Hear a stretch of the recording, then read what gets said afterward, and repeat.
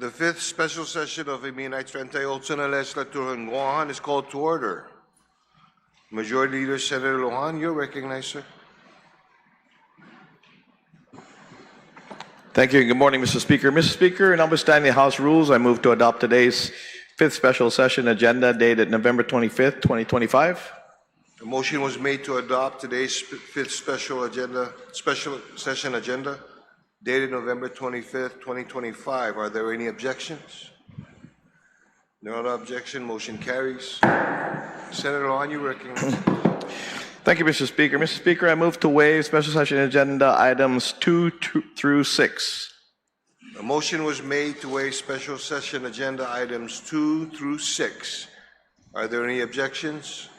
Hearing and seeing no objection, motion carries. Madam Clerk, please take roll call. Vice Speaker Ada. Senator Barnett. Speaker Blas. Present. Senator Borja. Senator Calvo. Senator Duenas. Senator Gumbatao. Senator Lujan. Senator Munya Barnes. Senator Parkinson. Senator Perez. Senator Salas Matanani. Senator San Agustin. Senator Taidagui. Senator Terlahi. Mr. Speaker, there is a quorum. Cedros Mossy, Madam Clerk. Majority Leader Senator Lujan, you recognized. Thank you, Mr. Speaker. Mr. Speaker, I move to waive session agenda items 8 through 9. A motion was made to waive special session agenda items 8 and 9. Are there any objections? Hearing and seeing no objection, motion carries. Majority Leader Senator Lujan, you are recognized. Mr. Speaker, I would like to advise the members of the messages from the Magahagan Guahan specific to the call to special session and move that the messages from the Magahagan Guahan be appended into today's special session journal. On the motion that messages from Magahagan Guahan be appended to today's special session journal, are there any objections? Hearing and seeing no objection, motion carries. Majority Leader Senator Lujan, you are recognized. Mr. Speaker, I move to waive special session agenda items 11 and 12. On the motion to waive special session agenda items 11 and 12, are there any objections? Hearing and seeing no objection, motion carries. Majority Leader Senator Lujan, you recognized. Thank you, Mr. Speaker. Mr. Speaker, I move that bill introduced, bill number 15S, be deemed to have been given its first reading. On the motion, are there any objections?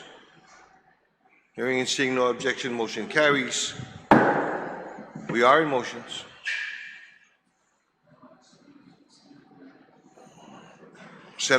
Majority Leader Senator Lujan, you recognize. Mr. Speaker, I move to excuse senators not present for today's special session. On the motion to excuse senators not present for today, are there any objections? Hearing and seeing no objection, motion carries. Vice Speaker Tony Ada, you are recognized, sir. Thank you, Mr. Speaker. Mr. Speaker, I move to place Bill 15-S onto the second reading file, introduced by the Committee on Rules by request of the Magahagan Guahan, the Governor of Guam, in accordance with the Organic Act of Guam, an act to authorize the installation of utilities infrastructure on Lot 5280-3 in Manila, utilizing American Rescue Plan Act of 2021 funds. On the motion, are there any objections? Hearing and seeing no objection, motion carries. Majority Leader Senator Lujan, you are recognized.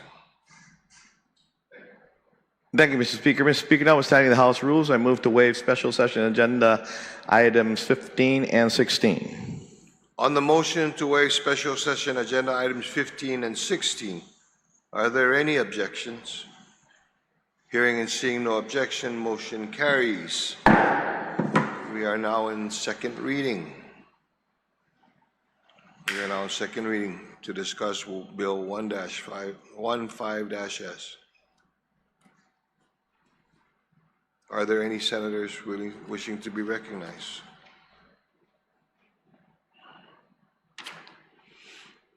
Good gentleman from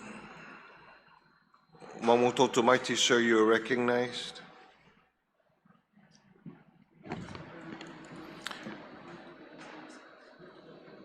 Thank you, Mr. Speaker. Okay. I rise in support. Let's take a 1-minute recess first.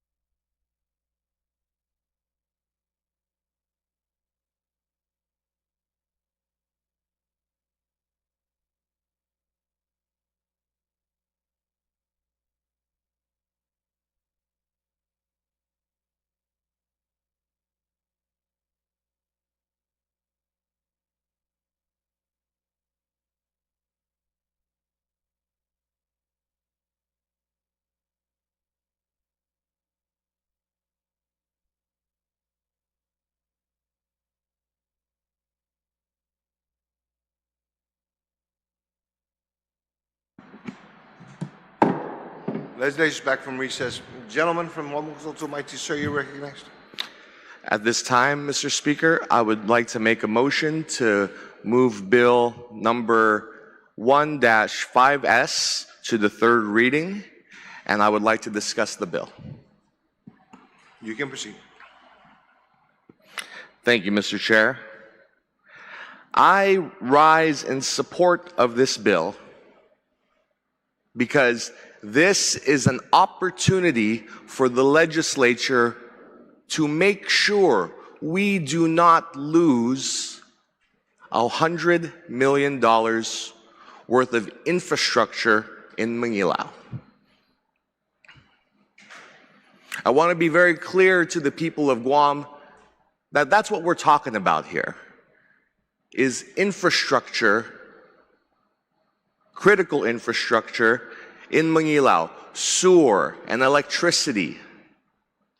$100 million worth being paid for by American Rescue Plan funds.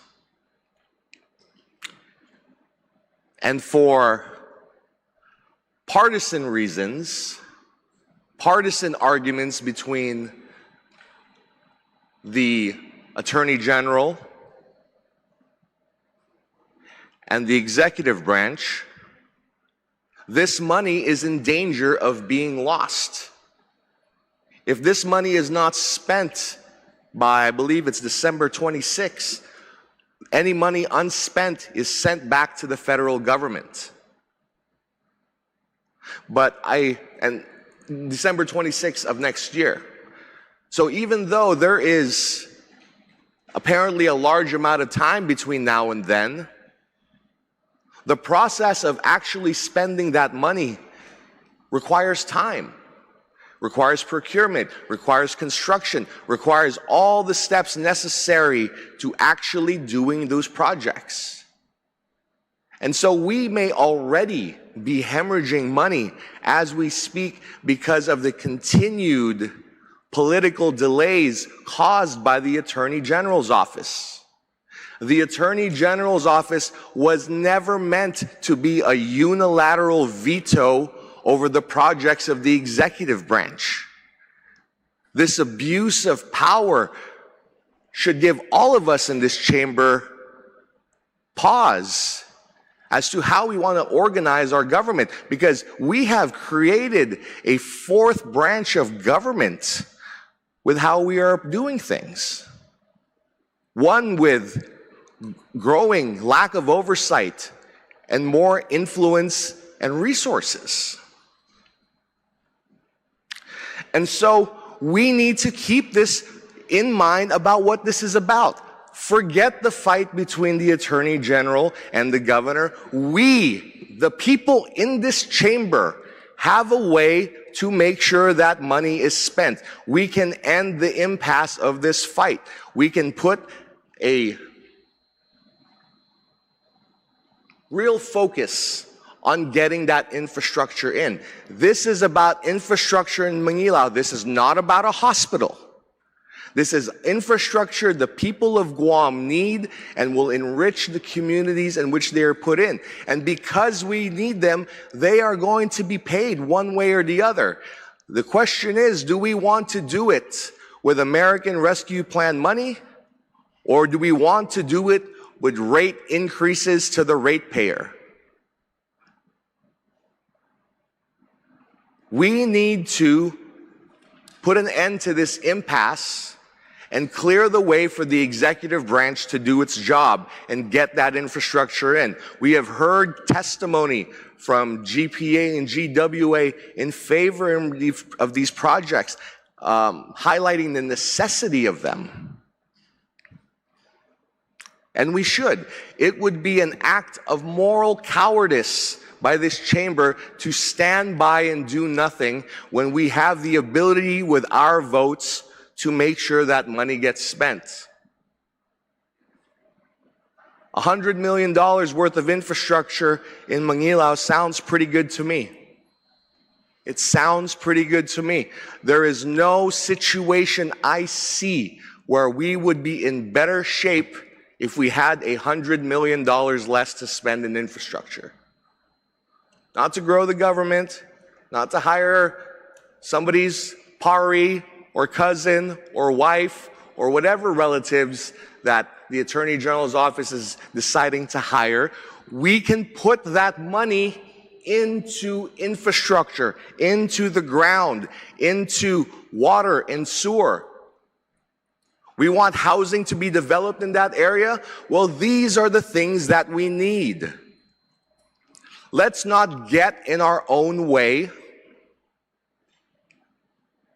and let this opportunity pass us by. Let's affirmatively say, let's get that infrastructure into Manila. I know members of this chamber have tried to negotiate between the executive branch and the Attorney General's office.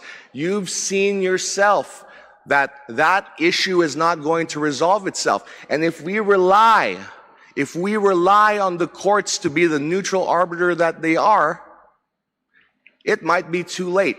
By the time this question gets resolved, we may have months to execute $100 million worth of projects. And there you have a federal government that is hungry to claw back unused dollars. So it is incumbent on us, because we have the opportunity by voting on bill number 15-S, voting yes, we can make sure that money does not get wasted and go back to the federal government. That infrastructure is being built one way or another. If we don't do it with ARP monies, it will lead to rate increases. This infrastructure has to get paid one way or another, and that's how it gets paid if we aren't using federal dollars. And I, for one, would rather have us use that money now, while we still have time. If we delay, if we continue to kick the ball down the road and have the 6th special session, 7th special session, 8th special session, the clock's ticking away. The clock's ticking away. And every day we delay is another day we risk those dollars being unspent and given back. And we need every single dollar that we can to get to Guam. Because the needs are great in public safety, in education, in healthcare. All of them could use $100 million. By letting this money potentially go home because the Attorney General is abusing the powers of his office, one man stopping the entire executive branch from doing their functions, that is not a way to run the executive branch. I would caution the members of this chamber who are looking to higher office as we speak to think about the way this government is arranged and to think about a government, your administration, being bogged down by 4 years of unilateral vetoes by the Attorney General. That was never how our government was dreamt up to be organized. And so I ask my colleagues to please support Bill number 1-5S, because we as a legislature will get a say through this legislation. We are affirming that we want this infrastructure in that location.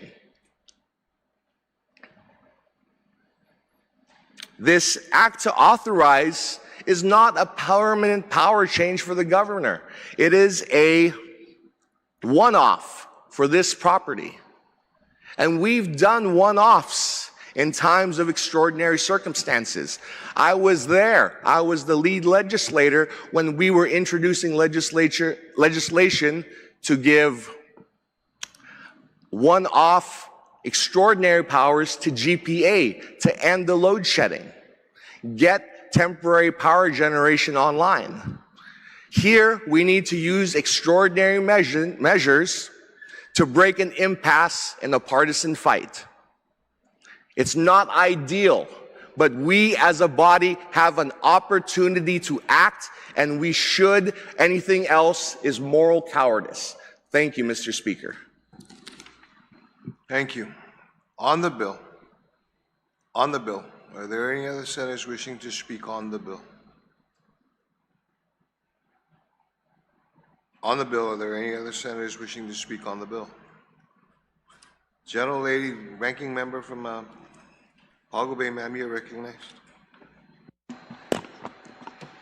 Mananasitus, Mr. Speaker, and as you were asking our colleagues if there was anyone who wanted to speak, I said I would rise and share my perspective on this measure and why we were called in again to revisit this authorization on Bill number 1-5-S. And you know, Mr. Speaker, we look at the intent, the who, what, why, where, whens, and the importance of that. And as the title reads, an act to authorize the installation of utilities and infrastructure on a specific lot, 5280-3 Manila, utilizing APR funds. Its intent, Mr. Speaker, is to ensure that the government can use the obligated ARPA funds before they expire in December 2026. I know the previous speaker spoke about that. It was to move forward with power, water, wastewater, and environmental assessments. It was to remove delays caused by the procurement requirements to expedite project timelines. And of course, it has all the government entities from GPA, GWA, GITA, GURA, and of course GSA's collaboration on this, which grants procurement exemptions from the reviews of the Attorney General's previously mentioned, and it authorized GPA, GWA, and GITA to literally look to contract a design and installation of utilities and the environmental assessments. And, you know, Mr. Speaker, when we look at utilizing of federal funds, really hurts me to hear that every time we're given funds from Uncle Sam, a lot of times the facilitation doesn't go through from the execution process and the facilitating process, that the federal grants get returned. And this is literally one way where we can show that we do care.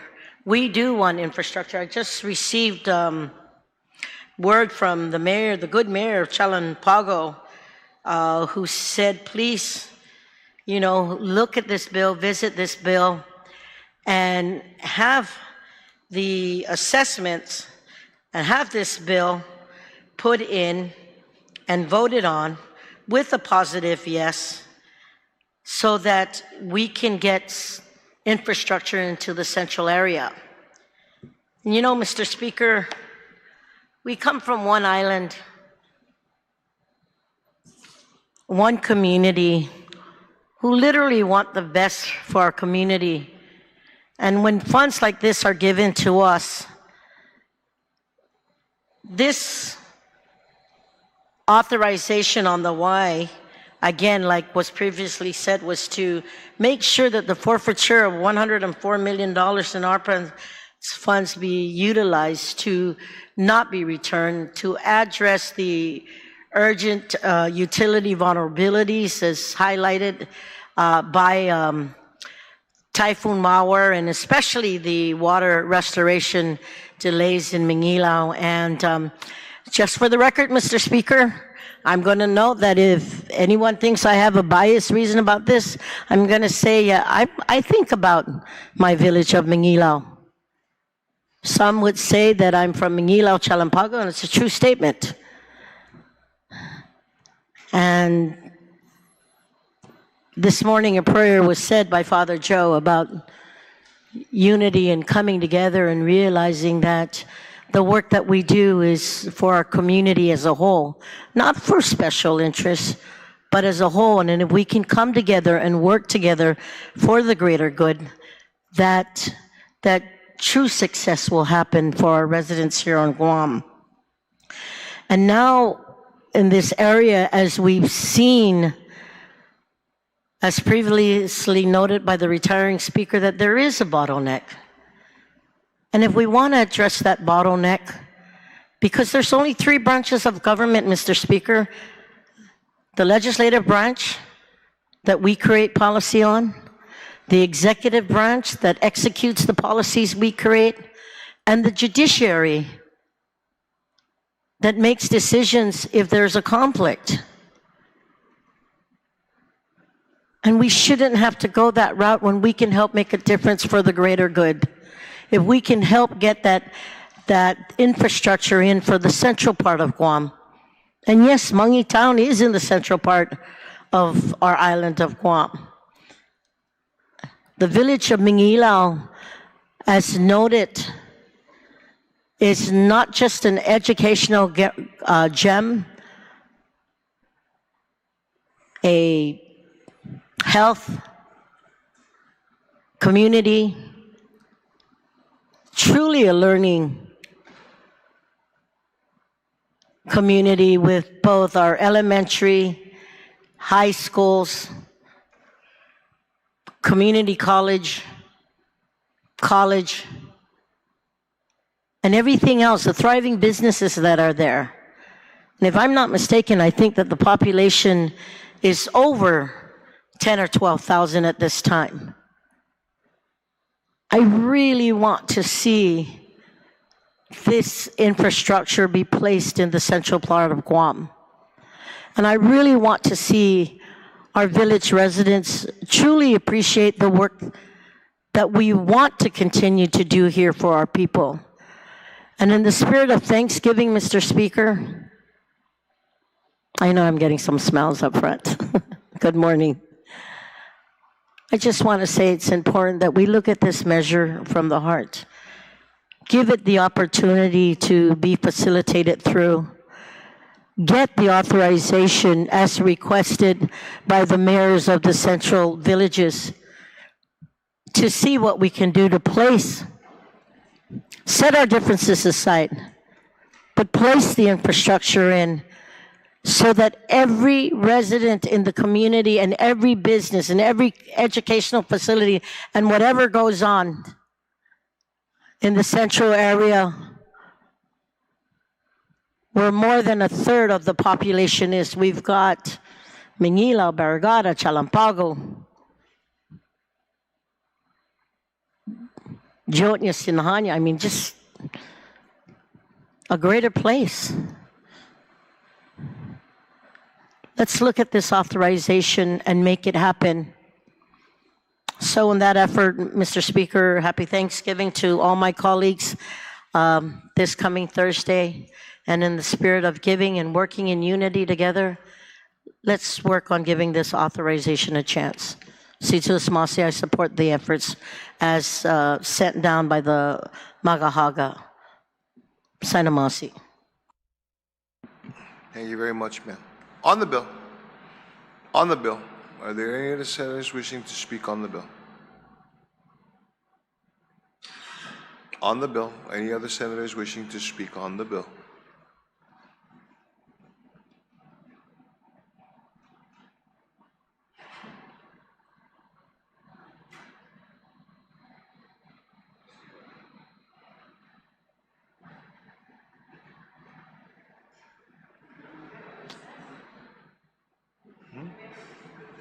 Was that? Do you want to let's take a moment's recess, please.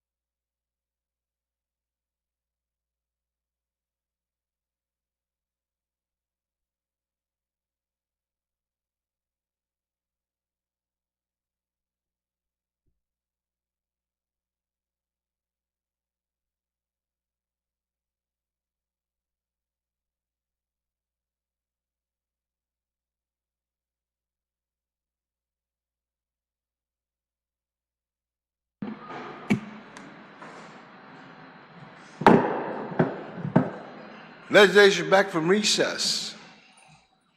On the question, are there any senators wishing to speak on the question? Gentlelady from Barrigada, ma'am, you're recognized. Notwithstanding House rules, I would like to make the motion to go in the committee of the whole. I'm not happy with the thought of leaving $100 million on the table, nor I'm happy about circumventing 5150, which is allowing for any procurement over 500,000 without AG review. So I would like to humbly ask my colleagues for their support. Considering there wasn't any committee report that was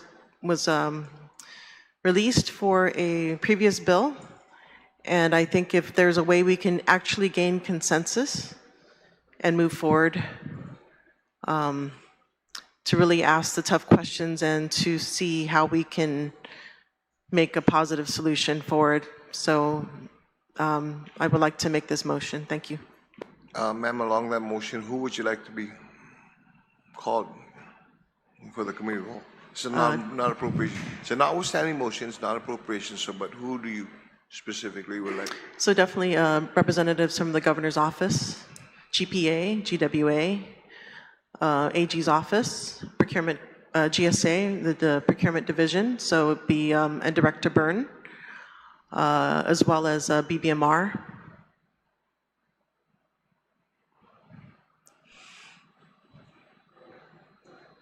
And Gura.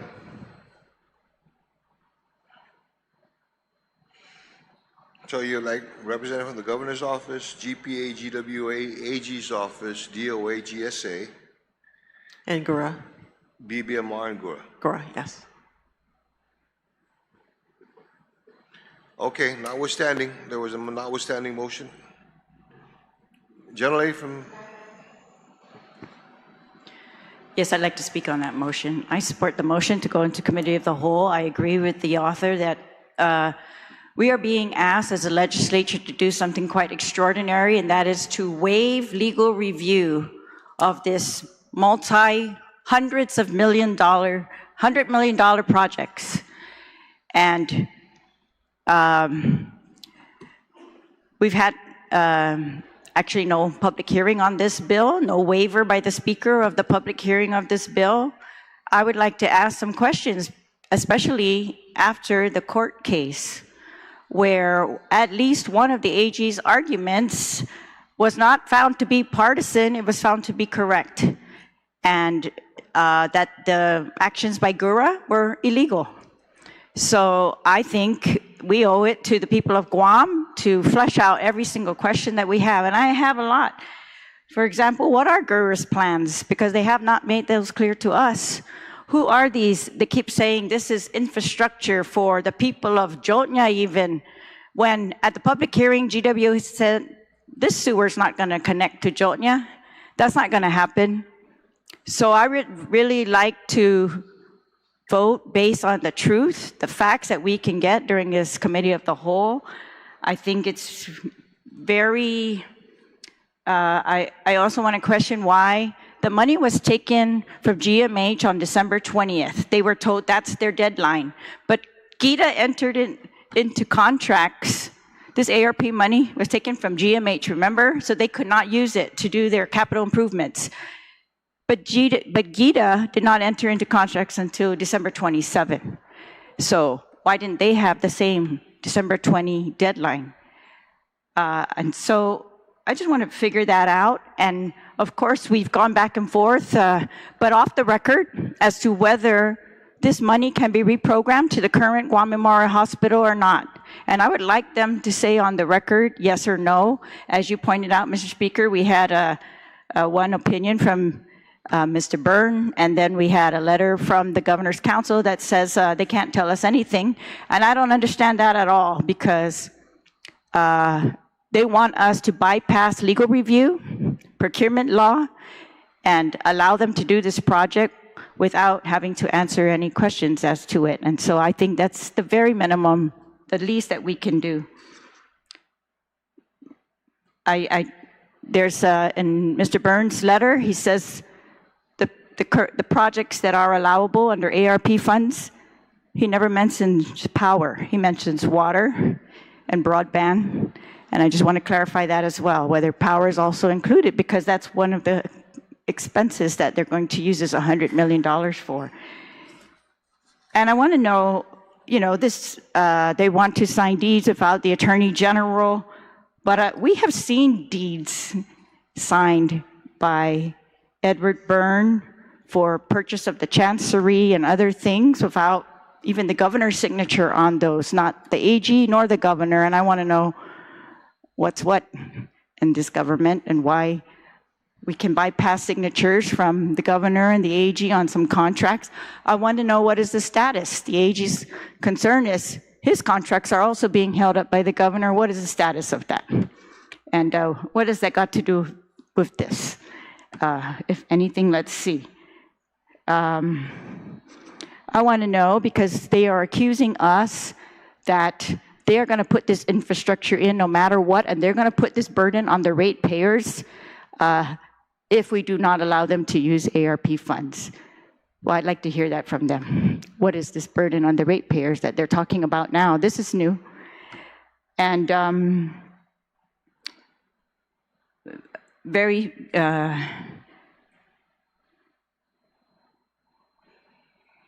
they want Procurement Council of GSA to review these contracts instead of the AG. That's peculiar to me. I'd like to see what they have to say. Just who is this Procurement Council? What is their theory? And how does it differ from the AG's, what they've already filed in court as to what's illegal and what's not? And how did they come up with a different opinion? And then they talk a lot about these timely contract approvals. And so I would really like to see the timeline from Gita as to what their contract timelines are. They did the procurement in December after taking the money from GMH. They entered into these contracts with GWA and GPA. So what is their timeline and how desperate are they really? I would like to just hear that on the record before we make a final approval or a vote on this bill. Again, the bottom line is we are as a legislature being asked to do something so extraordinary, and that is look the other way, bypass the procurement law, bypass the Attorney General who has said some of these actions are illegal, and that's huge for us. If he didn't say anything about them, that's different, but he has come out and said on the record that they are illegal, and the court has agreed with him on at least one of those items. So I'd like to flesh out the rest and see what are we actually waiving here to be legal that the AG has said is illegal. What other actions by GURA are we waiving? And I'd like to see GURA in here because they said if that condemnation didn't go through, they were going to resign. I'd like to see what's going on there. So I support the motion to go into the committee of the whole, Mr. Chair. Mr. Speaker, thank you. Okay, there's been a notwithstanding motion. On the motion, gentlelady from Pago Bay, ranking member, you are recognized, ma'am. Si Jus Masi, Mr. Speaker, and again, based on the motion and the efforts, the names of the agencies were called out, and I wanted to make sure that we got everybody in tuned. If this motion were to pass, and I support the efforts, is to make sure that we have the Department of Land Management, GPA, Waterworks, GITA, GURA, GSA, Procurement Council. I know that there are other names that were asked, but as we look at all the agencies that are involved that will make this legislation either work it or not support it, I think it's important that we hear from all of them who are the ones responsible to safeguard and to work with design installations, environment assessments, and all those things that are involved. So it's important that all these agencies get included. So if maybe we can get a list or a reiteration of what agencies were called in, because I don't think I heard land management, I don't think I heard GITA, I don't think I heard GSA. in one way or another, all these agencies, GPA, GWA, GITA, GURA, GSA, I know I heard AGs, but anyone involved in moving and facilitating this issue forward, I'd like to see included. Cizos Masi. So you want to amend the motion to include land management and GITA? That's the only other agencies that were not mentioned earlier that you are now including. Okay? All the other agencies, ma'am, that you mentioned was requested for by the gentle lady from Barragata. Okay. On the motion. Gentleman from Mamuto to Maiti, sir, you're recognized. Thank you, Mr. Speaker. I rise in support of the motion to take us into the committee of the whole. I know there are a lot of questions in the community about why this is necessary and why this is such a big deal. And I think with having these people here to answer the questions, we could really put the people's mind at ease. Because the retiring speakers are right. What we are asking and what we are doing is pretty extraordinary. It was extraordinary when we did it to curb load shedding, and it's extraordinary when we're doing it now. And we do not do it lightly. There is a sense of urgency because the stakes are so high. $100 million that we cannot lose. We cannot afford to lose. And so I will always go towards the path of making something like that happen. But I also commend my colleagues for their judiciousness in wanting to ask the questions, wanting to have all the answers publicly here in the people's house so that we can make this decision with all the facts before us. We, the members of this chamber, at the end of these proceedings, are going to have a choice before us. Yes, we want this infrastructure in Mangilao, or no. And for me, I know my answer. I know my answer is yes.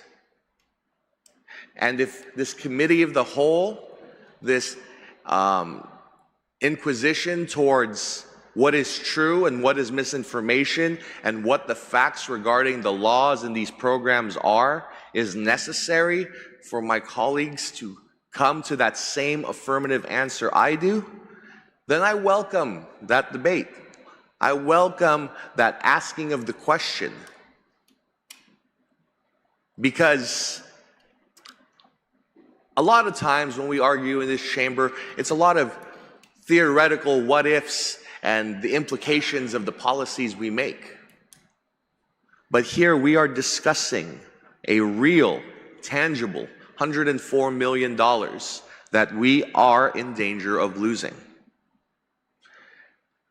And so I have no amendments in terms of who we should call up, but I did want to once again urge my colleagues to come to this conversation in the committee of the whole with an open mind towards our ability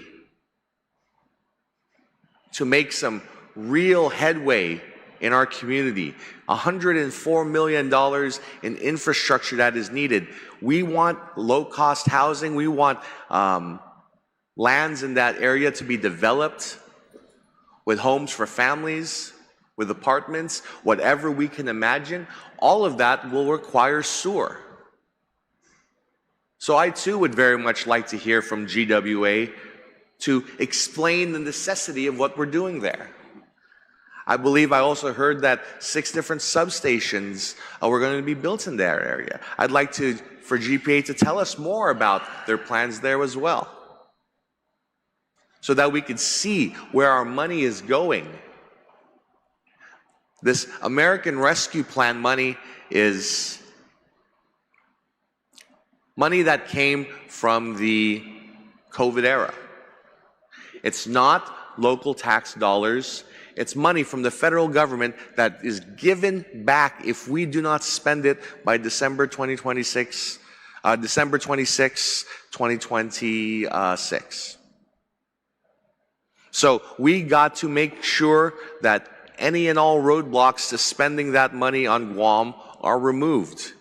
If it gets put into the ground, they can't take that away from us. That infrastructure is forever. But if we continue to delay, continue to not use our power as this august body to move forward and settle this impasse that we are in, then we do the people of Guam a disservice. So I once again ask my colleagues to listen with an open mind, and I support this motion to call the committee of the whole. Thank you, Mr. Speaker. Thank you very much. On the motion, gentleman from EPAD, sir, you're recognized.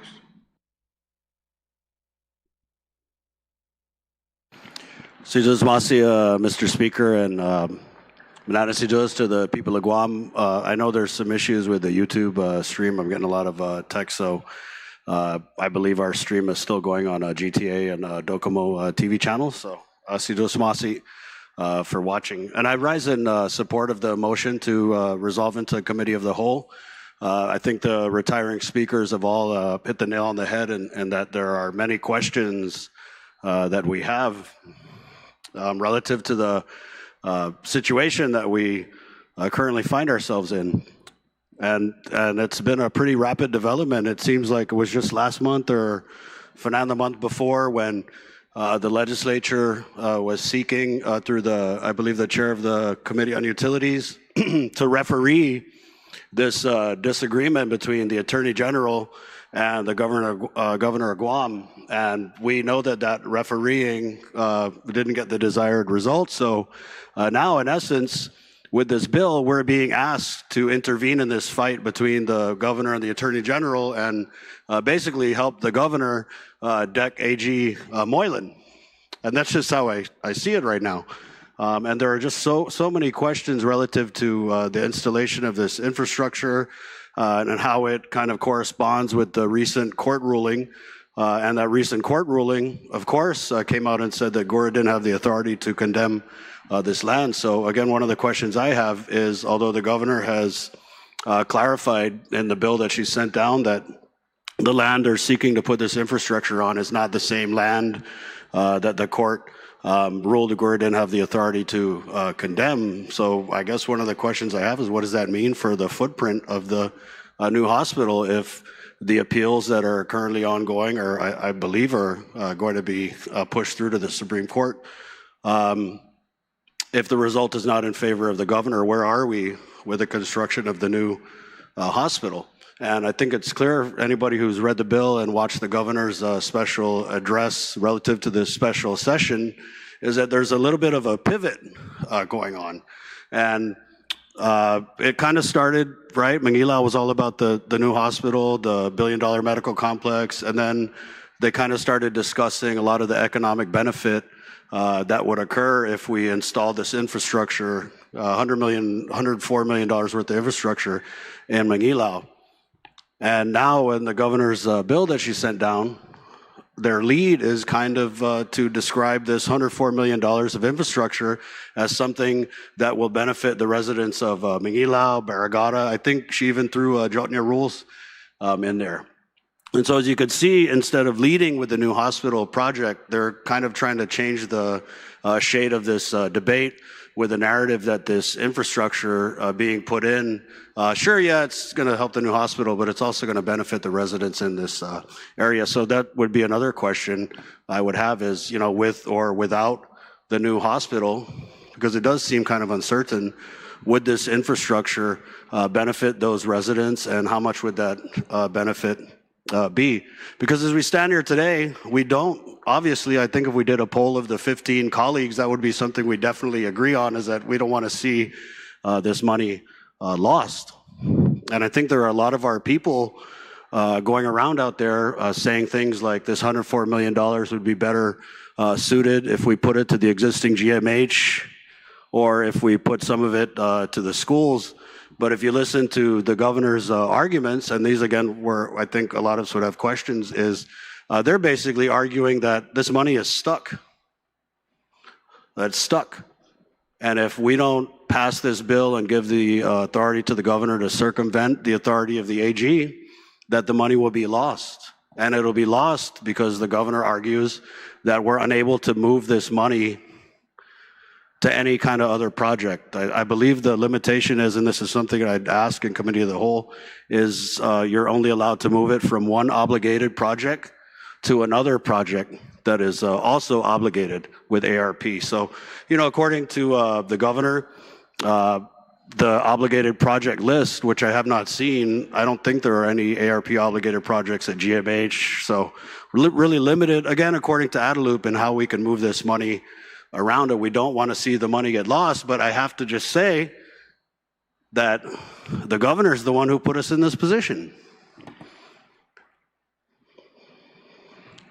I mean, from the get-go, the AG has been challenging, I mean, from its inception, the very notice for the open government law that went out. I mean, from basically step one to where we're at now, the Attorney General has challenged just about every maneuver that the governor has made relative to the construction of the new hospital in Maguilao.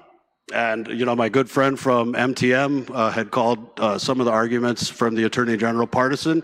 And I agree there's got to be a little bit of partisan as politics. But the court ruled in favor of the Attorney General. So I'm not sure how we move forward.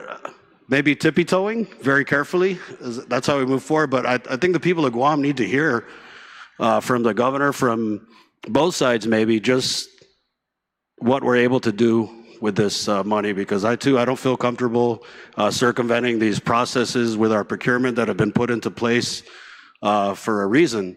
But if the arguments are compelling or convincing enough, not just to the duly elected representatives of the people of Guam, but to the people of Guam themselves, if they can make these arguments, you know, convincing and again compelling, and say that absolutely, without a doubt, we will lose this $104 million if we don't proceed, then I think the people of Guam deserve to hear as much in this setting with the Guam Congress Hall, because I think that's what the decision is going to come down to. Is, I mean, first of all, do we want as a legislature to act, what was the word that was used?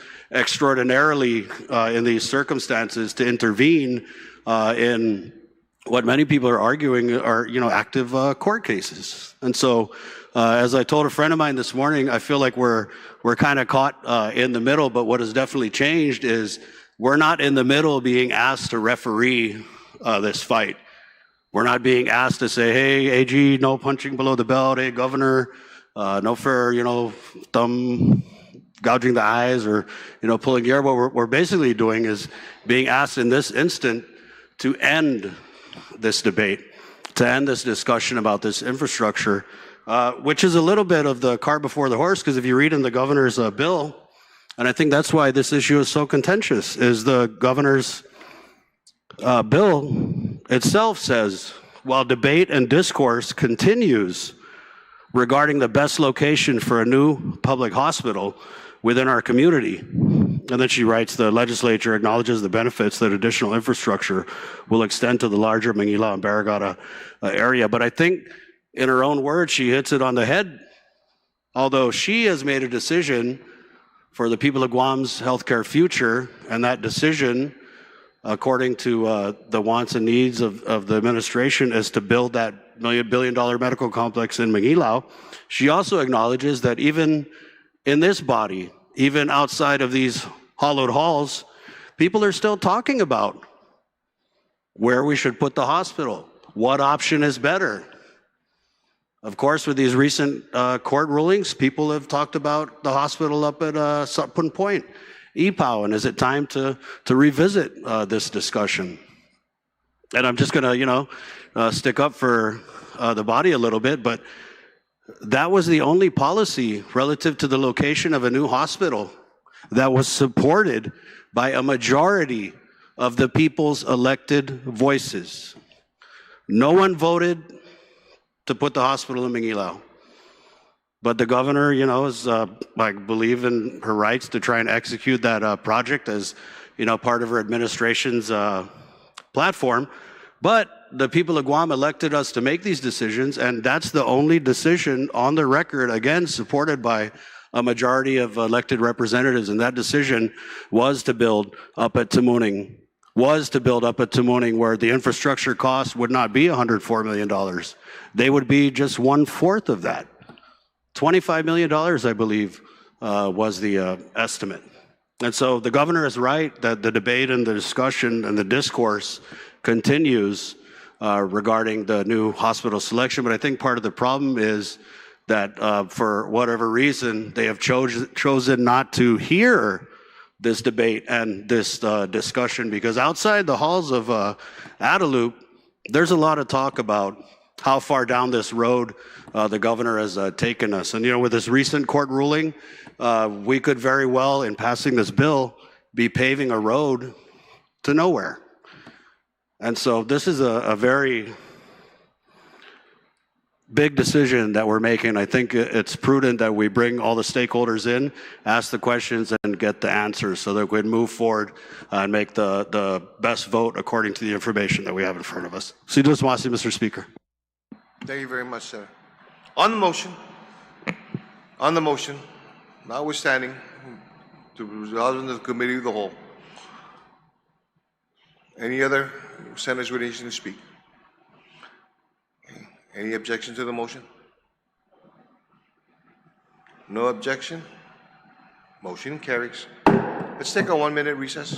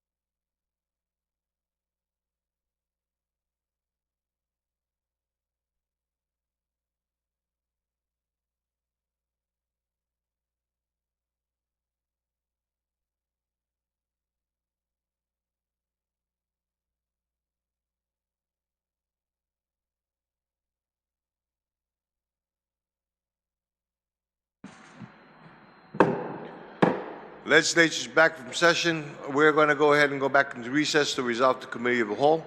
Okay, so that the whole can be taken care of that. And then from there, we do have members of the administration that are here. And the committee of the chair, the committee of rules will be chaired by the oversight chair on the government operations. Okay, we are in recess.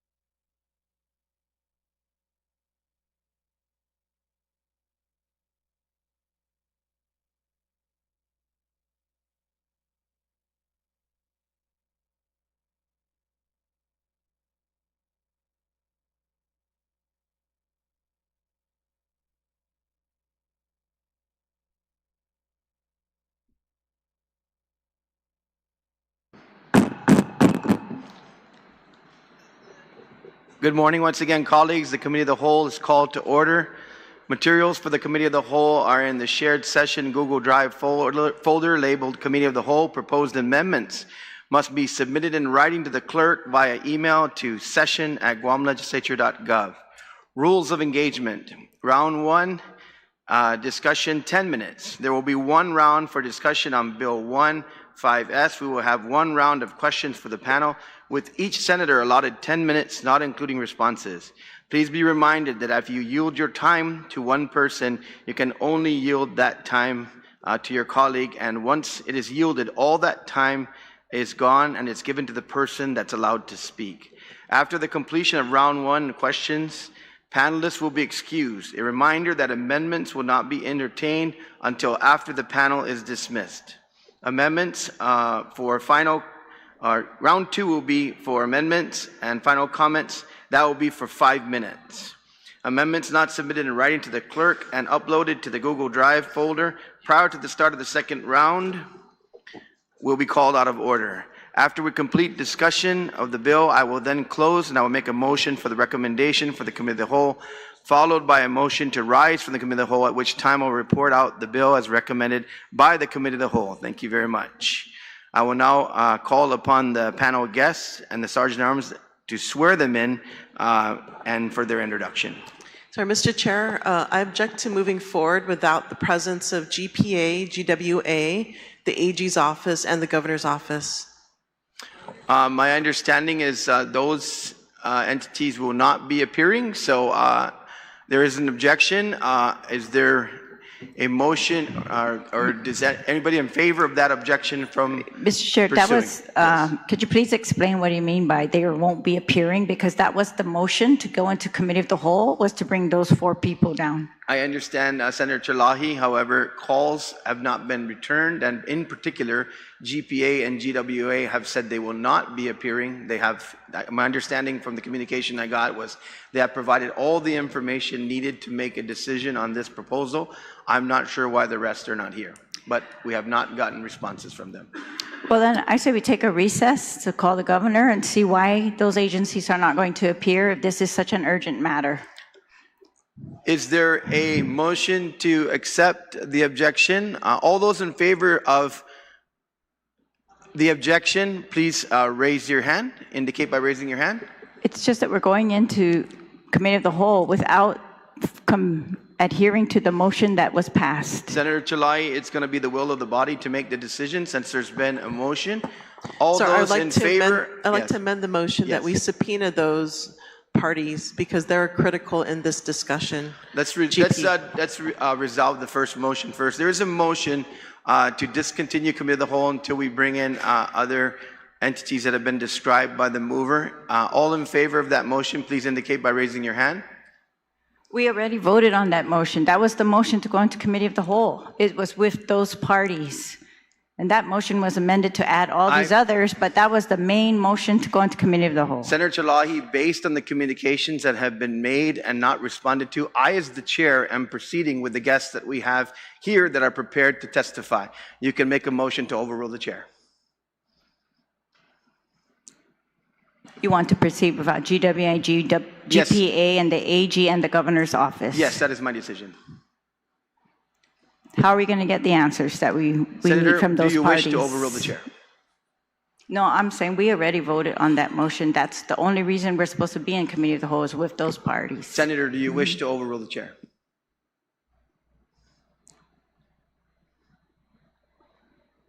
Having not overruled the chair, I'm calling for a vote. I'm just asking the chair to comply with the motion that we made to go into Committee of the Whole that the speaker voted on. Senator, do you wish to override the chair? There's no need. That was the motion that we went into committee. So without that motion to overrule the chair, I now ask for all those who are in favor of not proceeding until we get the other entities discussed coming forward to the panel, even though they have not responded, and we have a clear indication from GPA and GWA that they will not appear. All those in favor of that motion to recess until we get those folks here, please raise your hand. That motion is failed. We will now proceed. The motion is to subpoena them, Mr. Chair. That was the second motion. On the motion to subpoena, Those who have refused to arrive or that are not responding, all those in favor of that motion, please indicate by raising your hand. That motion is failed. We will now proceed. First of all, Sergeant Arms, please go ahead and swear in the panel, and then I'll have them introduce themselves. Please stand and raise your right hand.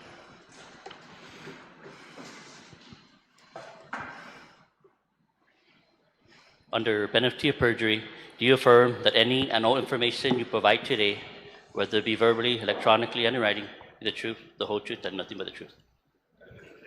Okay, Mr. Chair, Your Honor, you may proceed.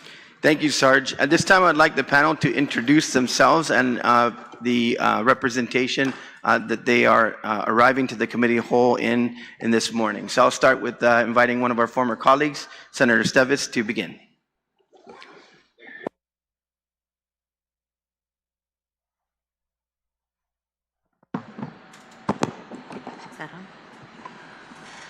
Tina Garcia, Gita, Guam Economic Development Authority, CEO and Administrator. Diego Mendiola, Real Property Division Manager, Guam Economic Development Authority. Joseph M. Borja, Director, Department of Land Management. Edward Byrne, Director of Administration. Graham Botha, GSA Procurement Council. Half a day, Lester Carlson, Director, BBMR. Once again, colleagues, I remind you that we have 10 minutes for this round, and this will be the only round. Senator Chalahi, you're recognized.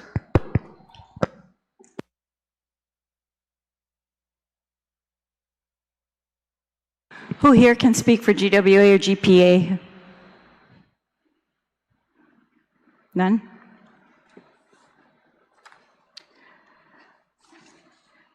Mr. Byrne, your letter to the speaker asking, when the speaker asked for documents, pointed out that ARP funds can be used for water and sewer and broadband. Can they be used for the power under this facility as well? Because that's not in the quote that you took from the rules. I was quoting one particular sentence, but the answer is yes. Under which rule? A different rule? Which rule? Can you cite it? No, there is no rule.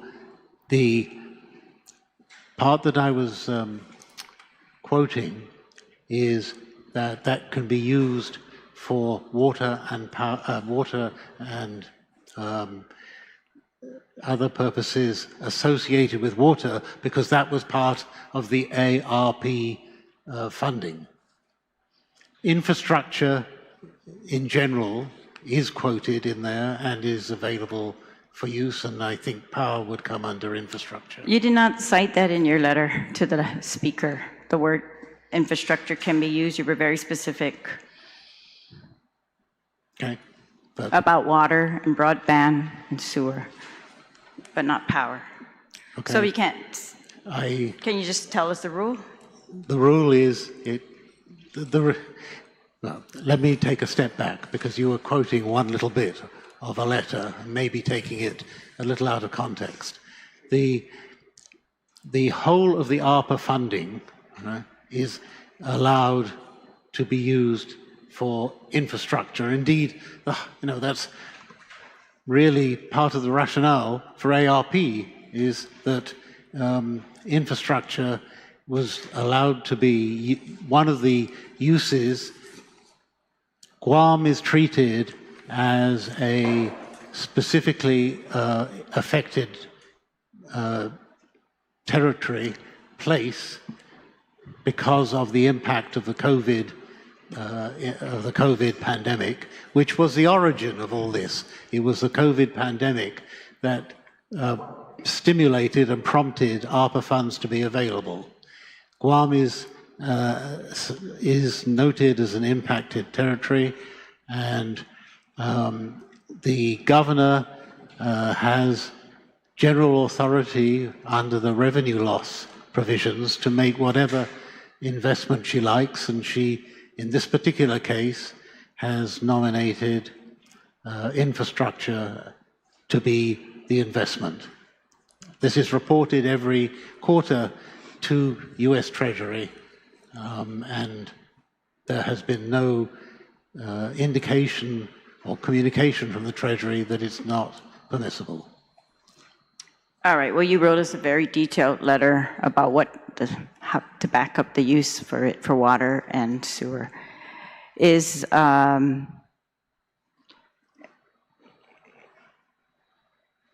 No one hears from GWA to explain how this project is going to benefit all the other places that the governor is talking about. And there was testimony at the public hearing in Manilao for the rezoning that it's only going to benefit those who can literally connect to this property. The court ruled that GURA did not specify its plans for housing projects, and we are being made to believe that this is now going to be for housing project, not necessarily for a hospital. Can GURA please state, does it have any plans approved by the board for housing projects in this area? Are we going to see any plans, or the court said there were none? Thank you, Senator. So the way the law read, it didn't require housing plans up front. Well, the court said yes, it did. That's what the court. That's correct. Correct. Are you defying the court? May I answer the question? So it's not that GURA was not planning to do housing. It's on our board minutes. We've discussed it in our board meetings. We've always intended to do housing. In fact, I've allotted up to $40 million to do multifamily development on those properties, but it's solely dependent on two things. One, that we get the infrastructure there that can support the density that we're trying to put, and of course because it's in the groundwater protection zone. And number two, that we actually get the property in which to construct it on. And so that will allow us to maximize funds into actual housing units. So that's always been our intention. That's still our intention, and we still plan to proceed. The court addressed that, and they said that GURA failed to provide the court with evidence that building housing, let alone housing for low-income households, formed part of its objective in condemning properties. At most, GURA considered larger infrastructure projects capable of servicing the hospital and perhaps later a housing development. And that's why they ruled that condemnation illegal. The AG, can someone give us a list of the objections that the AG has to this going forward? Because the AG is not here either. The chair has proceeded without him as well. Can GURA tell us all the objections that the AG has, at least to its role in this project? Yes. Based on the court filings, one, that ARP cannot be spent without approval of the legislature. That's right. Two, that the board agenda wasn't clear that the loan to GURA for acquisition of properties was specific to the hospital, which, because we're doing multiple things, including housing, it wasn't, but it was laid out in the actual resolution. Those were the two main points that we understand there to be. What was the second one? That GURA violated the Open Government Act by not explicitly stating that the acquisition was for the hospital. So we used community development, but listed the hospital infrastructure. Yeah, that's right. There was no notice that it was going to go towards a hospital. Did GURA correct that? They've never redone that hearing, correct? That meeting with a notice that was accurate according to the AG? Well, if you think about it now, is that yes the court, or no? Well, there was nothing to correct. We disagree. And you disagree with the AG? Correct. Opinion on the open government law. You didn't redo the meeting according with the open government law, but we're being called in here that this is so urgent, but we've had all these months to redo that meeting according to the open government law and let at least that part of that case go away, right? Did, Mr. Byrne, the money was taken away from GMH, some of this ARP money before December 20, is that right? Well, I wouldn't necessarily agree with your That's what they terminology testified in the oversight that hearing? it was taken away. The money, they did not submit the required, and Mr. Carlson might want to step on this, they did not submit their proposal to use the money within the required time frame for it to be obligated by the deadline. That's right. But GURA's deadline was, you allowed GURA a later deadline, December 27. Is that right? Instead of the deadline that was given to the current GMH. That's the documents show, and that's what's his testimony at the oversight hearing. Is there any reason we cannot transfer this money back to the GMH for CIP projects? Okay, certainly I will address that, but I don't agree with you that there was a later deadline. There was an obligation. GMH had to go out to procurement within that time frame and was unable to do so.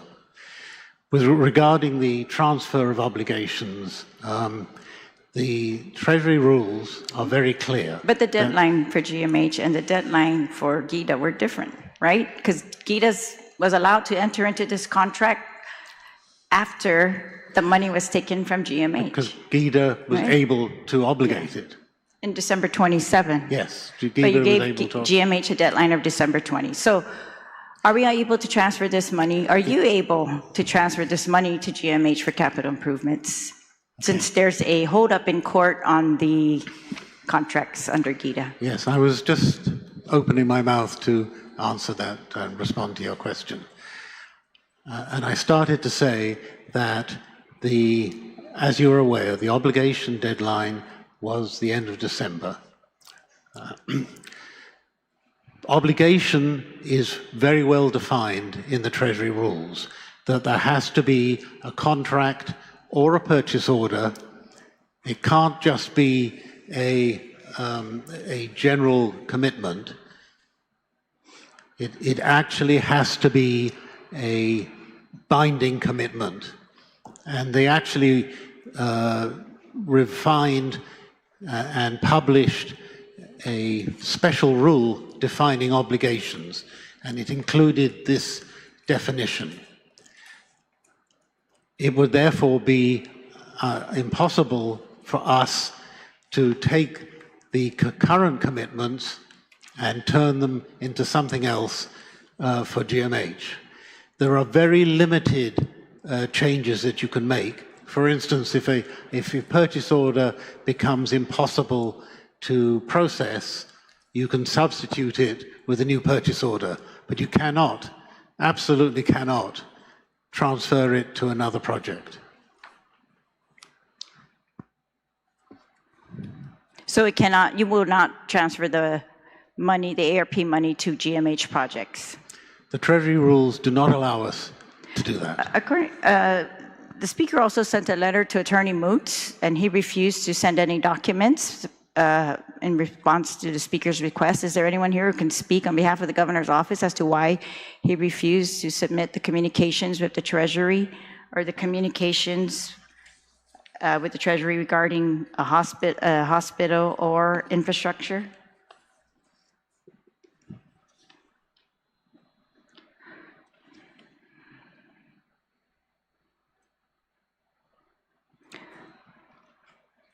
Mr. Byrne, did you sign deeds for the Chancery? Yes. Was there any Attorney General's signature on those deeds? I don't believe so. Was there the Governor's signature on those deeds? No. No. How is that? It's my understanding. What money did you use to pay for that? Sorry. They were federal funds. They Which were all federal funds? For the Chancery, it was a capital project fund, which is part of ARPA, but not in this funding. And we got specific permission because the rules are different for the Capital Projects Fund. We got specific permission to purchase the Chancery under that program. And we can bypass the laws that require the Governor's signature on contracts and the AG's signature as well. Well, the AG himself wants to bypass that law. That's the lawsuit, Mr. Byrne, that Yes. he's saying Yes. you are bypassing legislative approval. Does, I didn't see any testimony from GWA or GPA as how these projects are going to impact any of these other villages, except that they're going to take care of consent decree projects. I didn't see any testimony that says they were going to raise our rates, hold us hostage if we did not sign this bill. This bill, in fact, says nothing in the applicable section about the hospital. It says it's really talking about water and wastewater infrastructure and power and environmental assessments contracts that will be signed if this bill is passed without legal review by the AG's office. It says the procurement council for GSA is going to be the one to review these contracts. Have you reviewed these contracts, Mr. Rebota, Attorney Bota? Yes, Senator, I have not reviewed the contracts. I have not been directed to do so, but I'm certainly ready and able to review those contracts. So we have no opinion from you at this date as to whether you agree or not with the Attorney General, they are legal or not? No, I've not had the ability to review those. We are in a huge lawsuit, seems to me. I would expect the government's attorneys to have reviewed all the complaints made by the Attorney General on these matters. We have nothing in writing, again, nothing in writing from GURA regarding housing, nothing in writing regarding this procurement.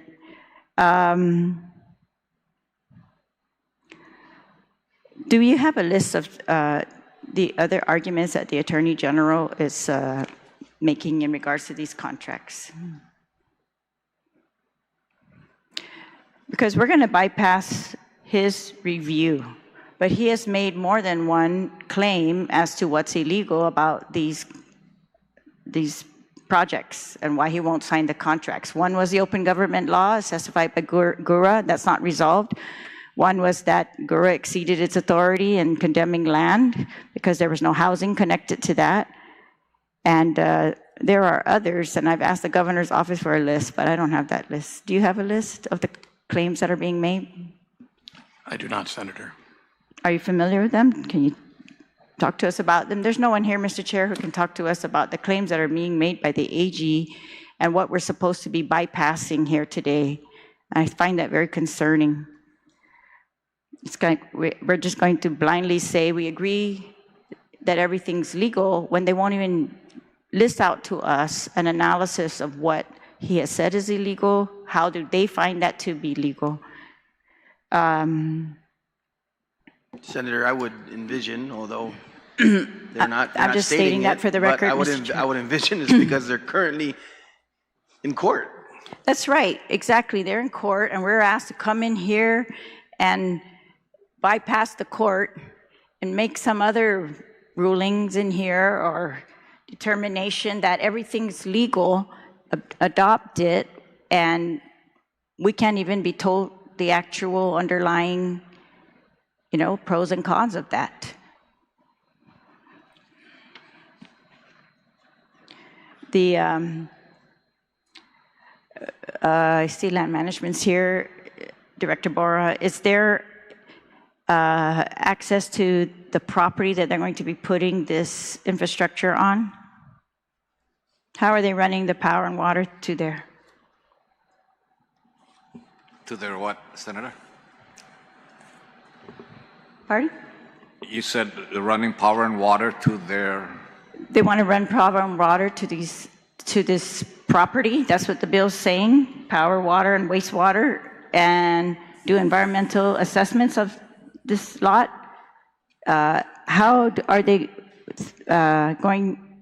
through what access are they going to run the water and wastewater and power? To the property, to lot 5280-3.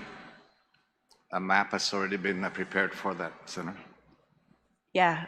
Where are they running? They're not running the access along government property, right? They're not running those power and water easements through government of Guam property, is that correct?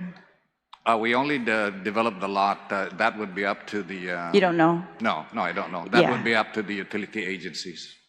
Yeah, I was told that these are going to have to be run through military property, and that, can you tell us, Mr. Director Bora, who are the adjacent landowners to this lot 5280-3, and which landowners are going to be able to hook up to the sewer that's brought onto this property? Are there any more land trust properties adjacent to 5280-3? If not, who are the other landowners adjacent to this? Because they might be able to hook up to the sewer, right? But not the entire of Manila. Chamorro Trust property is across the street. And if you're speaking to lot 5280-3, the adjacent landowner is Mr. Joseph. And another adjacent landowner is a Chinese construction company. And those are the two adjacent landowners to lot number 5280-3. Now, in terms of who's going to be allowed to hook up there, that will be entirely up to the utility agencies. You're telling me those are the only properties that touch this lot? Well, you know, this original lot, 5280, half of it was taken over by the Eaglesville area. So that is still military property, half of that property. Right. Yeah. And isn't it correct, Mr. Esteves, that they're going to run the water and sewer easements through there? Through Eagles Field? Through the military property that's adjacent to 5280-3. As I understand, the military is going to give up easement to run infrastructure through, yes, a shorter route, correct. All right.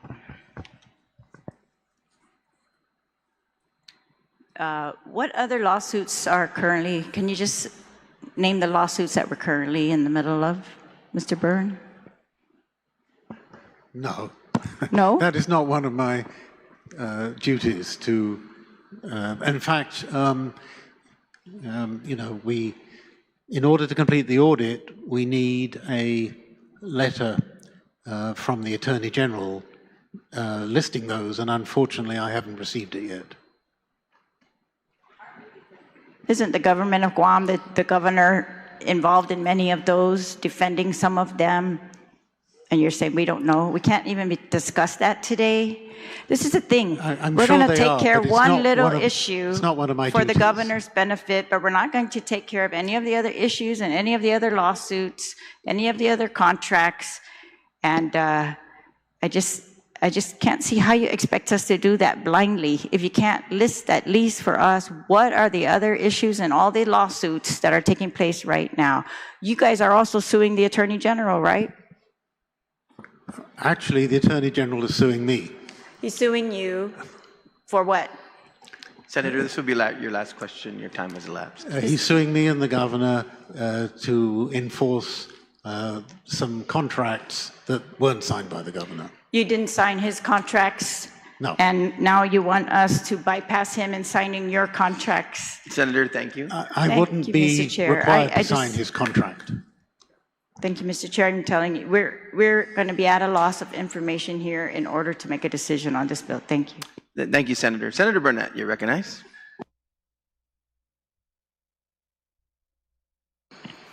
So just want to see Mr. Chair for the time, and again, good afternoon to the people of Guam, and thank you for watching. And yeah, I associate myself with the remarks of the retiring speakers. You know, in looking at the bill and considering all the different factors, it's a very hard decision to make, and I think the only way we get closer to making a decision is with more information. And you know, unfortunately, I'm not sure that we have the parties that we need the information from. Well, we don't in front of us, so proceeding a little precariously. It's like I said earlier, we have to tiptoe. So, Mr. Esteves, if I could direct this first question to you, because since that court ruling came out, I've been getting a lot of messages about whether or not you're going to be resigning.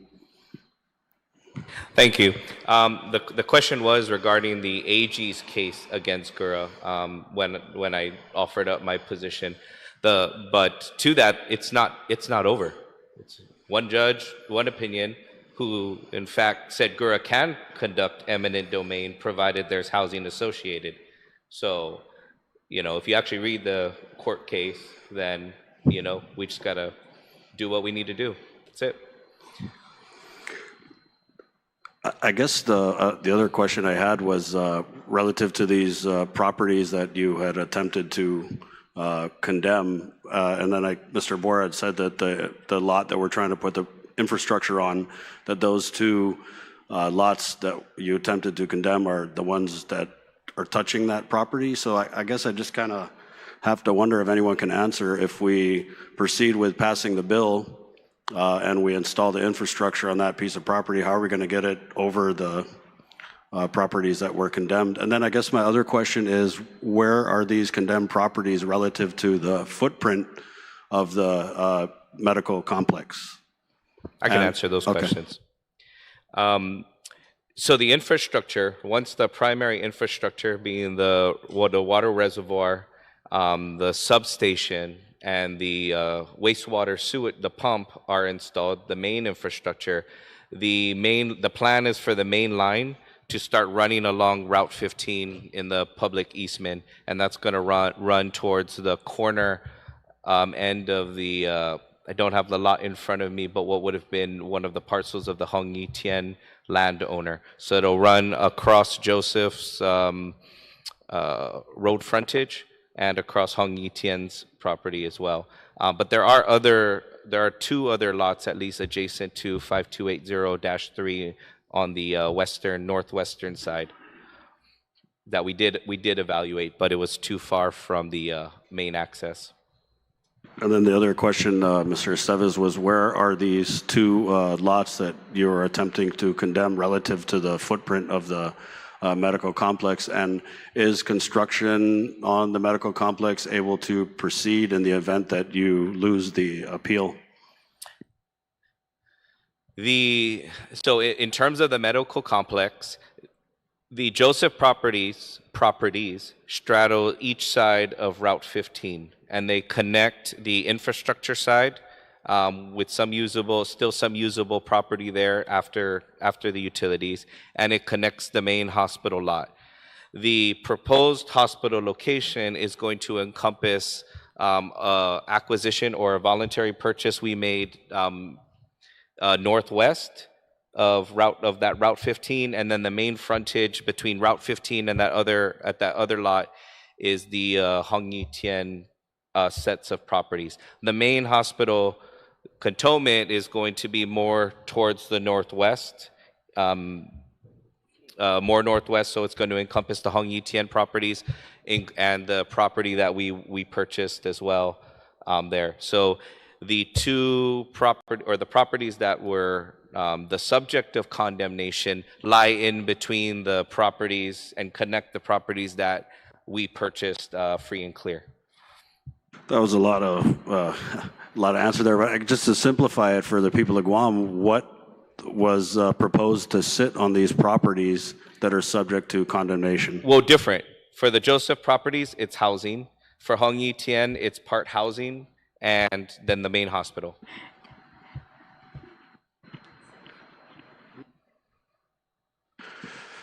If I knew I was going to come down here, I would have brought maps. So yeah, that would be nice. Yeah. Mr. Byrne, can you elaborate a little bit more? Because the people of Guam, they're under the impression that we can, or we should, move this $104 million that's been obligated, I think was the word, towards the installation of this infrastructure. I mean, they see other pressing needs like the current Guam Memorial Hospital. I've even heard conversation about, investing it into the Guam Department of Education and our public school system. But you had said that there were definitely challenges in moving this money around. So can you clarify the limitations? And then I know you had spoken to Senator Terlahi and kind of responded to how we're not able to, but are there instances where we are able to move this money around? And if so, could you please elaborate? There are many demands on funds, all of them equally well deserved, all of them sometimes equally urgent. And some of the recipients that you've talked about have got funds from other sources. In this particular case, from the very outset, the governor intended, and that is why she went to DC and asked the then Treasury officials, can we use this for a hospital? She intended to use some of the funds for the hospital. Not all the funds, some of the funds. I mean, it's roughly probably a sixth or a seventh. And the funds were used for other purposes and have been spent.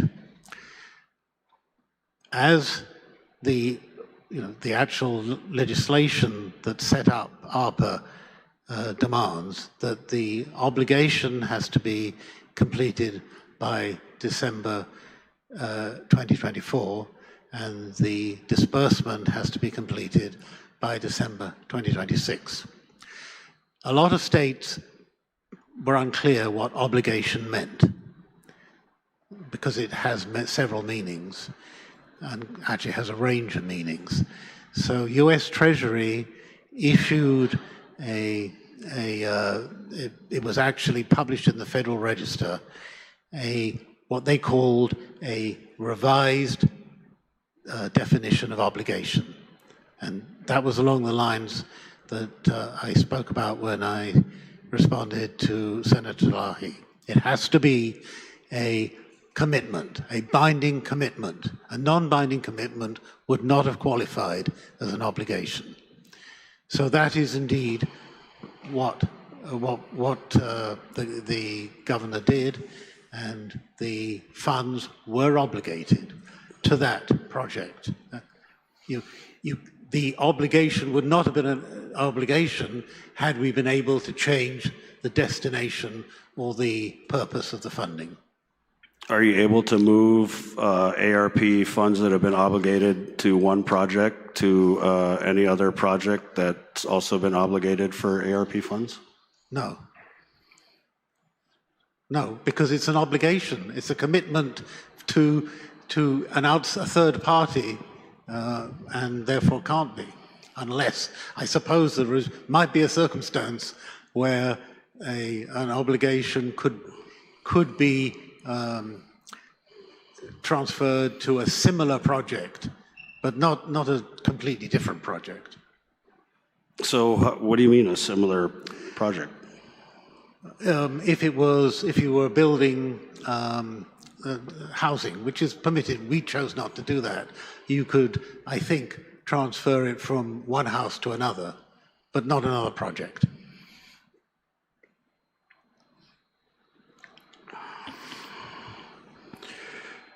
Can we get information on the timeline of the contracts for the infrastructure? I guess that would be GPA and GW. Or Mr. Esteves, if you could. Yep. So we do have meetings every week or other week, and I can speak to what was said in the meeting is that if these don't go to contract, by January or February, that even if they did go out and the lawsuits clear up, they may just not have enough time to do it and expend the money before the expenditure deadline. Or local funds might have to make up the difference if they continue forward. But yeah, as my understanding, they've reported multiple times they're at the wire. Mr. Bota, can maybe elaborate for the public how your review may differ from a review of the Attorney General? Because the bill, as you know, seeks to swap out AG Moylan's approval of these contracts and insert the Procurement Council, your approval. So thank you, Senator. I do not believe the review would differ at all. Under 5150, the AG can and has for many years, with the exception of this AG, delegated generally to Procurement Council, sorry, Senator, has delegated to Procurement Council for the public utilities the ability to review those contracts. And so my understanding of what the bill seeks to do is that basically it's delegating a separate person to do the 5150 review. And I say that would be in Section 4 of the Procurement Council review that says, notwithstanding anything else, that the agency shall obtain approval of the contracts from the Procurement Council for the General Services Agency as to legality and form.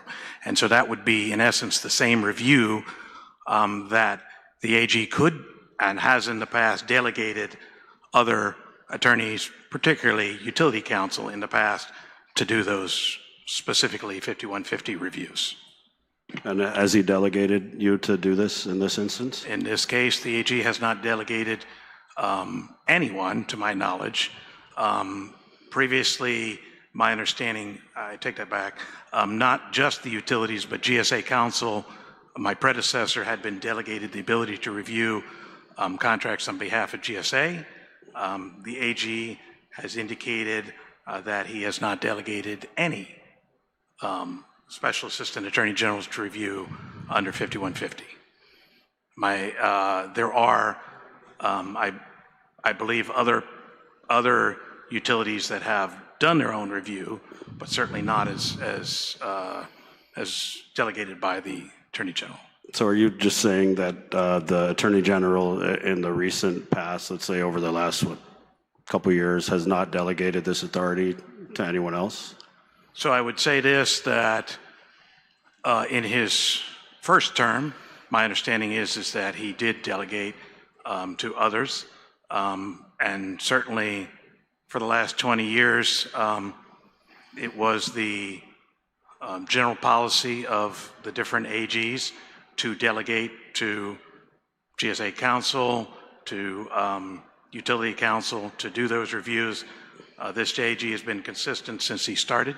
Since he took office, he has apparently determined not to delegate to any other counsel other than, I guess, AG employees. Could anyone elaborate on what Deputy Director Estevez had said relative to, let's say, we don't entertain the bill and everything resolves through the court and you're able to move forward in whatever fashion in the middle of next year, but because of that December 26 deadline, we only pay out, whatever, 20 million on the infrastructure installation. What then happens to the balance of those funds? If I may, sir. There's been a couple of comments about the status of the contracts. We don't have these contracts. The AG's position has affected GPA and GWA's ability to actually get into a contract. So they've made initial procurement efforts to secure services, which is what the bill says. But as former Senator Estevez said, they have not engaged in contracts because they're of the AG's position. So as was stated earlier, this money has been in limbo for 11 months because we did get this interagency agreement before the end of last year.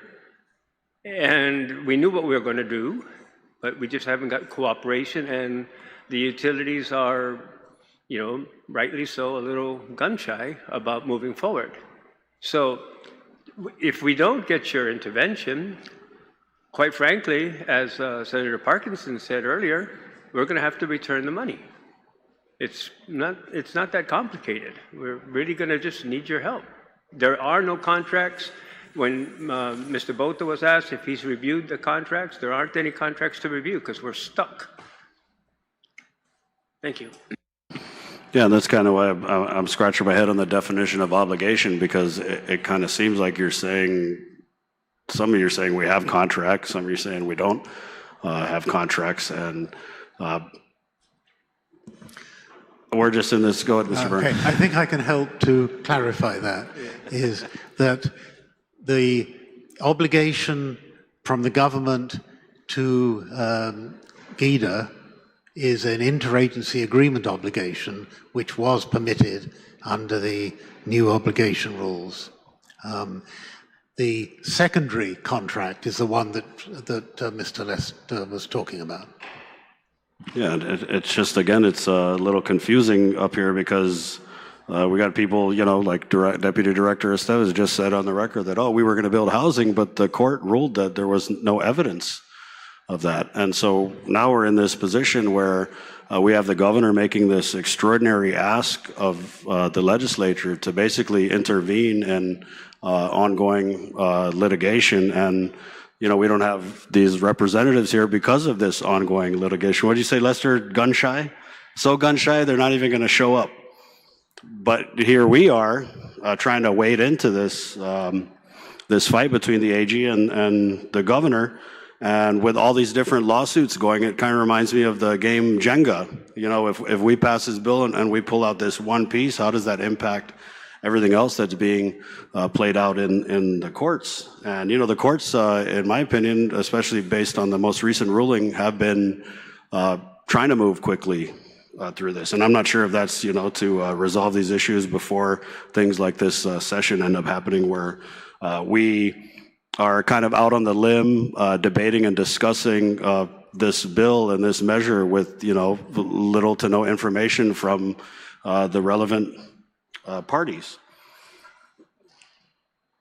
And, you know, I mean, the governor would be very smart to help her case by coming down here and, again, being compelling and being convincing. And, you know, if now the notion is that we want to move the subject of the new hospital to the back burner and talk about how this infrastructure is going to benefit not just Manila. Now, if you watch the governor's message, I mean, it's Manila, Barragata, Jotnia, Chalampago.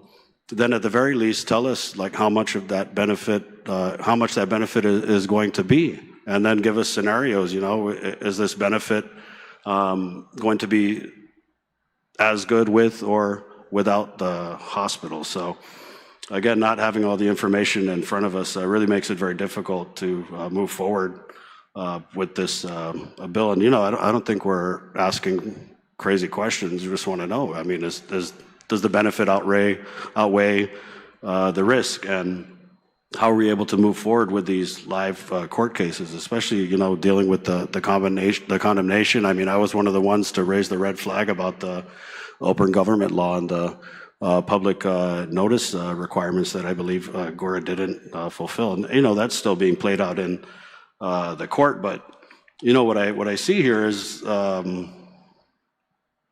in some ways, we're being used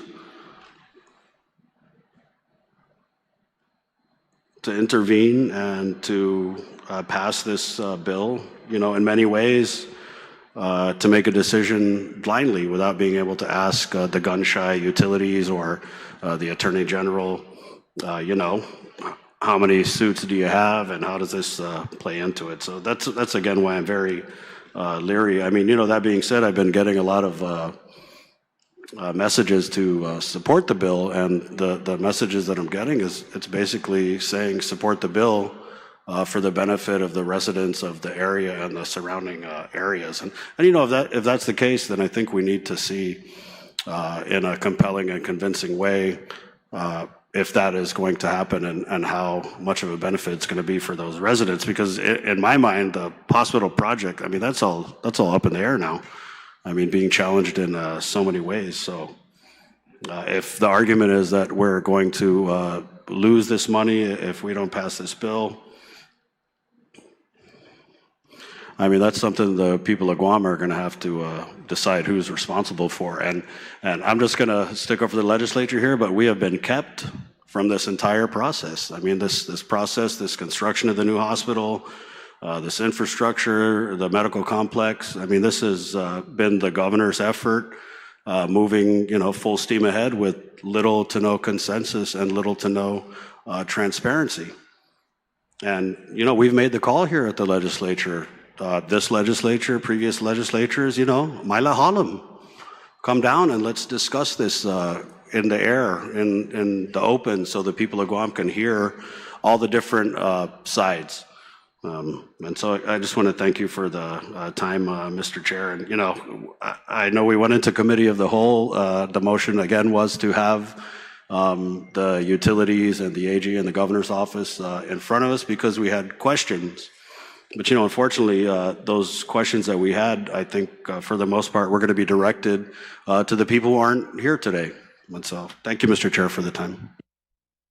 Susmasi, Senator Burnett. Senator Gumatata, you recognize.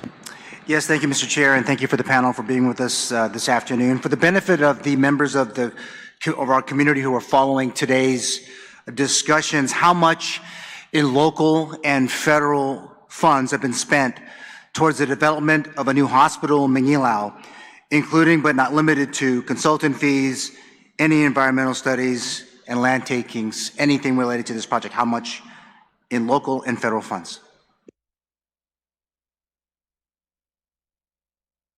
to date?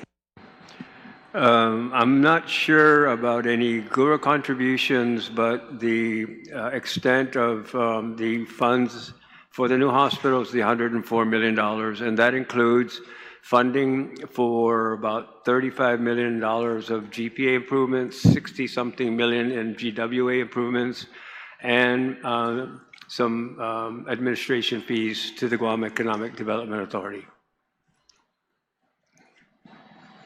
So no federal funds or local funds have been spent to date outside of just the commitment of the 104? No local funds, sir. All the federal funds via ARP. Maybe I can ask this for Graham. How many, would you, maybe an estimate of how many hours, legal billable hours, do you think across this, either yourself or others, how much time has been spent in this litigation between the executive, across the executive branch, just to build this particular hospital, whether it's time to review contracts or in this case, proposals, I guess? How many hours do you think has been spent? Senator, I wouldn't be able to give an estimate for that. I think that the two main parties have been the governor's legal counsel and the AG's office, so they would be the appropriate ones to respond to that. Now, if you're asking me how long it would take to review the potential procurements, that's a different matter. All right, thank you. Put plainly, how are the provisions of the bill that's before us today impacted by the active lawsuit which was filed by the Office of the Attorney General last year in the U.S. District Court of Guam, but also in our judiciary of Guam? Can anyone answer that? What's the impact? How the provisions of this bill are going to impact that litigation? So, Senator, I'll certainly attempt to respond to that. What has not happened so far is the legal review by the Attorney General's office for, in particular, the water and power procurements related to the Manilao property. What this bill, as I understand it, seeks to do is to have, in essence, what 5150 does provide for is other attorneys may review, approve contracts on for that purpose as well. And so my understanding is that those contracts could and would not be approved without a 5150 review taking place.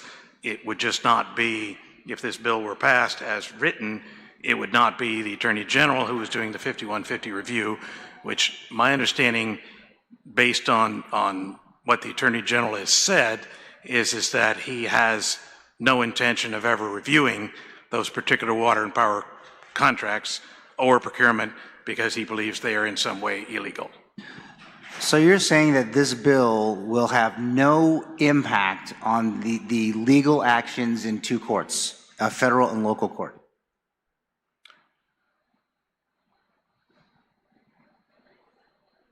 It would allow the power and water procurements to move forward. There are certainly other issues in both district court and local court that are being addressed. Obviously, one of them is the GURA case. I don't see how this would have any real impact on the GURA case because that involves, as my understanding from the GURA testimony, separate lots that were the subject of the GURA condemnation, and that the water and power procurements would take place on a separate lot that has already been purchased and is not in controversy in the GURA case. Mr. Chair, I'm going to go ahead and yield the rest of my time to our colleague from Barrigada and the Speaker of the Guam Legislature. Thank you, Mr. Chair. Senator, actually, it's either all or so. Oh, so then, so your time is. Yeah. Well, then I guess let me just add one last thing, if I could. I probably should have jumped in and said anyways. Can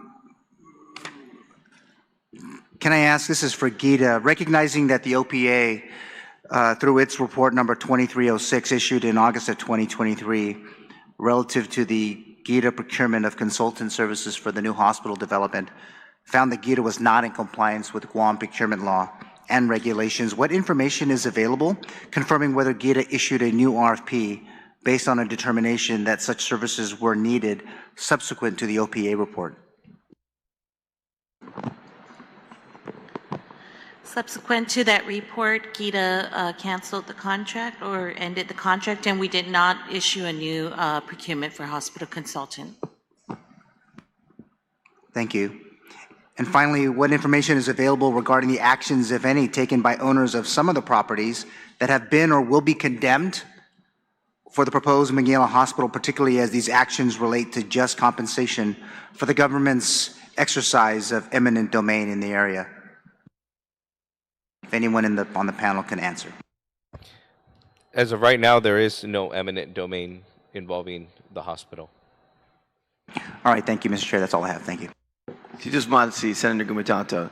Senators, we have a public hearing at 2 o'clock to be conducted by Senator Lujan's committee. It is just for one confirmation, so what we will do now is take a recess for lunch and allow for Senator Gumitato, Senator Lujan to conduct his hearing, and then we will resume here at 3:30 for this ongoing session in the Committee of the Whole. We stand in recess.